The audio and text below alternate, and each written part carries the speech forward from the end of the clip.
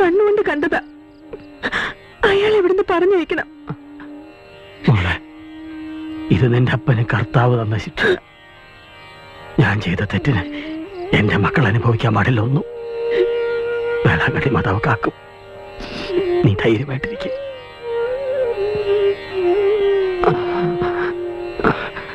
എന്റെ മോൾ ഒരിക്കലും അന്നമ്മയാവരുത്. ഗോപി മാഷ അങ്ങോട്ട് നിന്ന് കാണാൻ അപ്പനെ പറ്റാത്തൊരവസ്ഥയാണല്ലോ. നീ ഇനി കാണുമ്പോ ഒന്നിത്രടം വരെ വരാൻ പറയണം.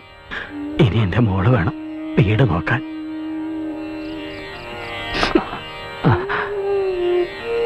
അപ്പനോട് പറഞ്ഞ കാര്യങ്ങളൊന്നും നീ ആരോടും പറയരുത്.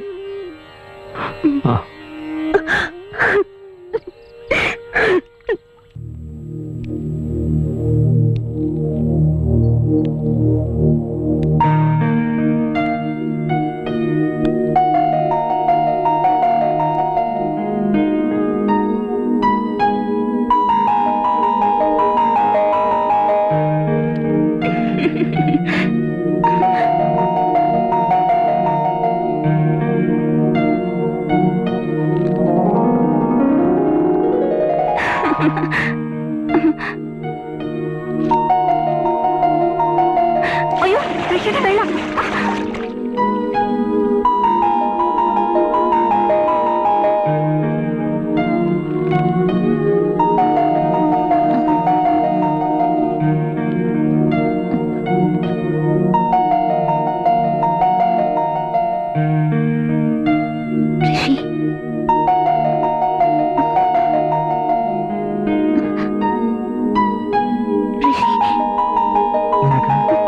ഋഷി ഇഷ്ടാണല്ലേ?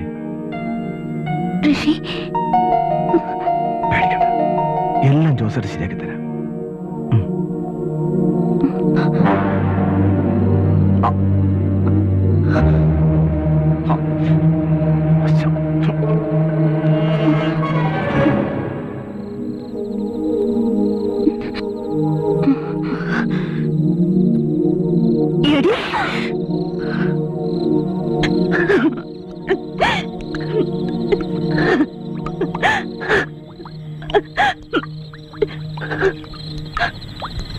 ലിസി, സത്യം മനസ്സിലാക്കാൻ ഇത്തിരി വൈകിപ്പോയെന്നല്ലേ ഉള്ളൂ. നീ വന്ന് വല്ലതും കഴിക്ക്. വേണ്ട ചേച്ചി, എനിക്കൊന്നും വേണ്ട. ഒന്നും കഴിക്കാതെ പട്ടിണി കിടന്ന് മരിക്കാൻ മാത്രം നീ അത്ര വലിയ തെറ്റൊന്നും ചെയ്തിട്ടില്ലല്ലോ. ഒരു ചെറിയ അബദ്ധം, അതാർക്കും പറ്റും.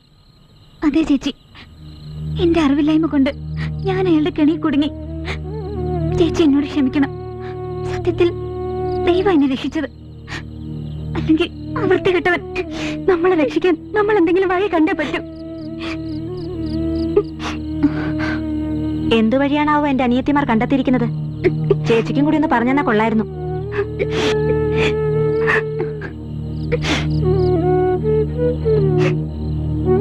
ചേച്ചി അടിച്ചത് മൂക്കുന്നൊന്തോടി?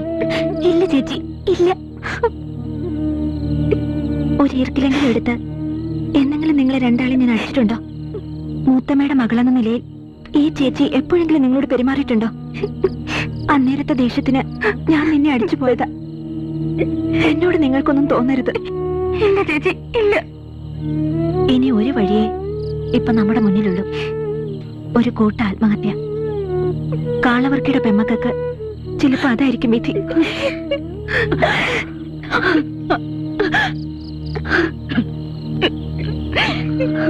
എല്ലാം എന്റെ തെറ്റാണ് മക്കളെ, എന്റെ തെറ്റ്.